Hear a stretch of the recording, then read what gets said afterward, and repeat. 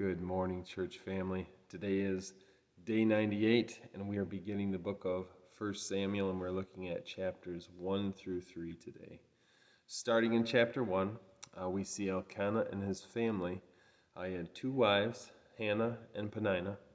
Hannah was barren, but Peninnah had children, and Peninnah was kind of letting her know about it. She kind of held it over Hannah. In fact, it says that Peninnah provoked Hannah severely. And we have to remember, just because we're experiencing the blessing of God in an area of our life, it does not make us better or more important than our brothers and sisters in Christ. It says that yearly Elkanah and his family would go up to worship the Lord in Shiloh, where the ark was, and that Peninnah would provoke her when they were there. Therefore, Hannah would weep and would not eat.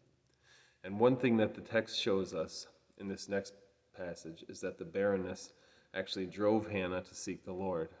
This particular time that they were in Shiloh, she was seeking the Lord in bitterness of spirit. She was in anguish.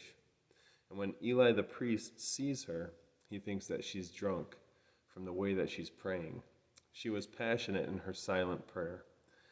And one thing I saw in here is that Eli didn't recognize passionate prayer. He'd been a priest for years, and it appears he had not seen this kind of prayer or experienced it himself. It's a sad thing when the people of God lose their passion for him and are just going through the motions. I heard a preacher say one time, God doesn't hear prayer. He hears desperate prayer. He loves it when someone runs to him and seeks him with their whole heart. So Hannah tells Eli why she's distressed, and Eli tells her to go in peace. Then it says that Hannah ate and was no longer sad. She had prayed through, and there was now a peace in her heart. They go home, Hannah conceives, and Samuel is born. And Hannah had promised to dedicate her son to the Lord. So after he's weaned, she gives him fully into the Lord's service. Samuel's father Elkanah is of the tribe of Levi, so that enables Samuel to be able to help with the priestly duties.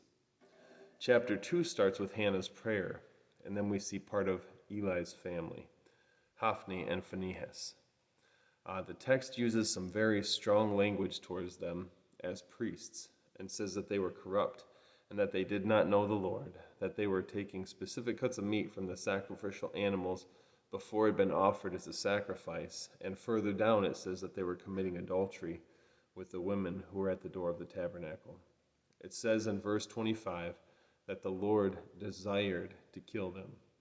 And we see in the next chapter, in the word given to Samuel, that Eli was also on the hot seat because he did not restrain his sons. A couple of proverbs that I remember from my childhood are, train up a child in the way he should go, and when he is old, he will not depart from it. Proverbs 22:6. And this one was written on the back of our paddle. I memorized it from seeing it so many times, but it says, foolishness is bound in the heart of a child, but the rod of correction will drive it far from him. Proverbs 22:15. And in this, Eli failed as a parent to restrain his sons, to teach them, to bring them up in the ways of the Lord. And what a commission we have as parents nowadays, with everything going on around us in the world, to train up our children in the Lord, to not spare the rod, but to allow them to be corrected, and to teach them in the things of the Lord. The last thing I'd like to point out is Samuel hearing the voice of the Lord in chapter 3. I love the innocence of Samuel here, and he goes to Eli several times thinking it was Eli who called him.